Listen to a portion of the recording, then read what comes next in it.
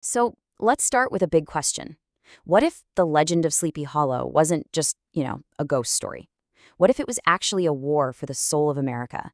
That's the wild idea at the heart of Western Hollow, a graphic novel pitch that takes this classic American myth and just blows it up into something way bigger, way more ambitious, and drops it right into the brutal American West. I mean, just listen to that. That logline alone paints an incredible picture, right? It feels so cinematic. We are way past a ghost just scaring a school teacher. We're talking about a metaphysical war, a battle for the soul of American myth itself. It's just epic from the jump. So yeah, this is the whole foundation for the pitch. It's all about asking, what happens when you take all those subtle themes from Washington Irving's original story and just crank the dial to 11?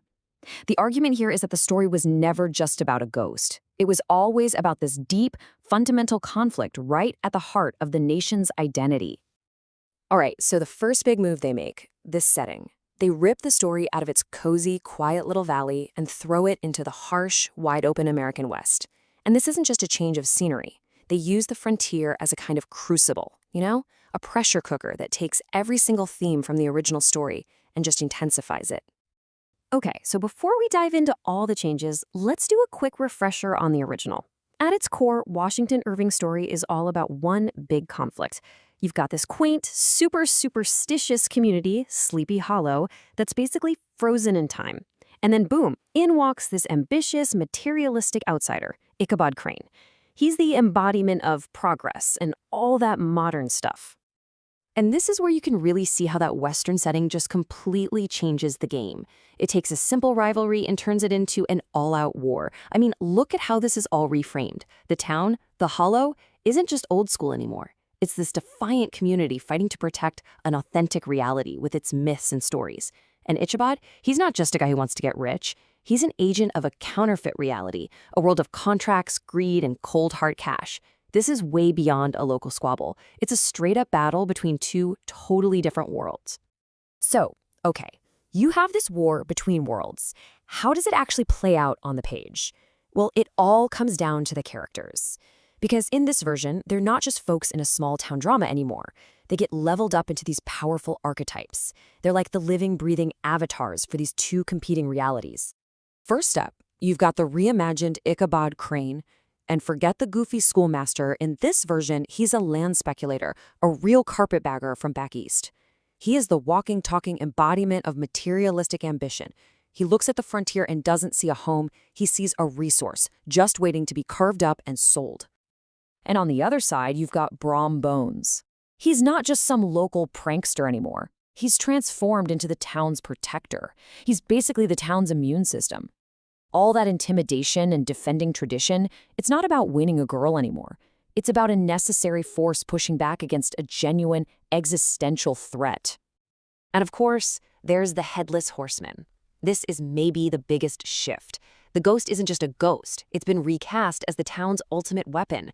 It's not just some campfire story they tell to scare kids. It's a legend that has been made real, a myth that's been weaponized by the town's sheer belief to protect their way of life. All right, let's get into the really high concept stuff, because this is where the pitch goes deep. This conflict we've been talking about, it's not just symbolic. The story imagines a literal, honest-to-goodness, reality-bending war over what is even real. And what's really cool is where the inspiration for this comes from.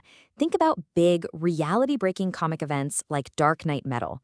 The whole idea is to take that classic literary question, was it a real ghost or just a prank, and turn it into this explosive, visual, reality-shattering war on the page. It becomes a literal fight between two realities, each trying to erase the other. This approach just opens up so much creative freedom for insane panel layouts and splash pages that really show you the psychological horror of it all. Now, to really get the stakes here, the pitch uses some ideas from Gnosticism. Basically, it frames the town, the Hollow, as this little pocket of pure, authentic reality. It's a place of unmixed light, trying to survive in a flawed, fake world built on materialism.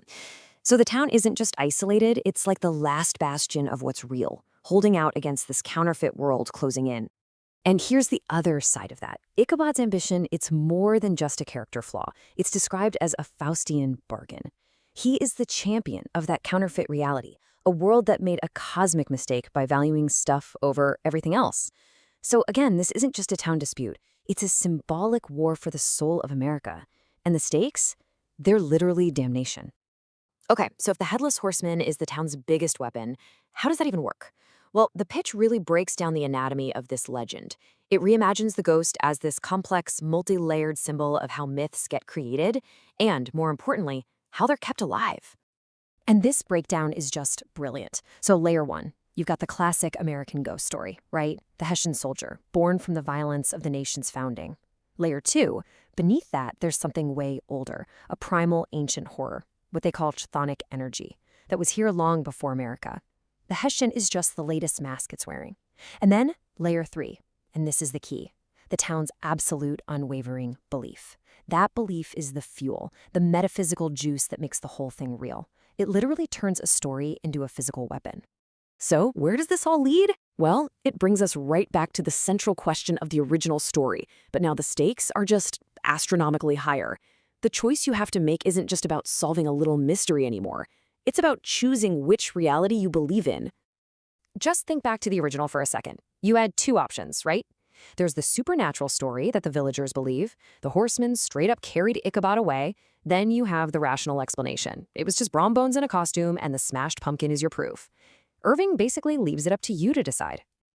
But in this version, that simple choice becomes a literal war. Belief isn't passive. It's an active, powerful force. It's a weapon that physically shapes and defends one reality from another. And that smashed pumpkin, it's not just a clue anymore. It's like a crack in a metaphysical wall. And this is where the final, really sharp, satirical twist comes in. Because after Ichabod gets run out of town, he actually goes on to be a huge success in the real world. And why is that?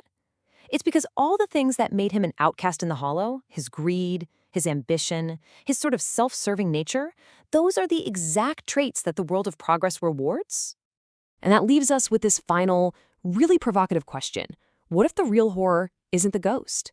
What if the truly scary thing is the rational world that comes after, the cynical, materialistic, counterfeit reality that Ichabod Crane not only represents, but actually thrives in?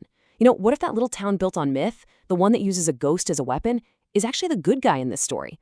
That's the core of Western Hollow. It's a deconstruction that forces you to ask, what if the fragile illusions we build to protect ourselves are more real and more valuable than the so-called truths that try to tear them down?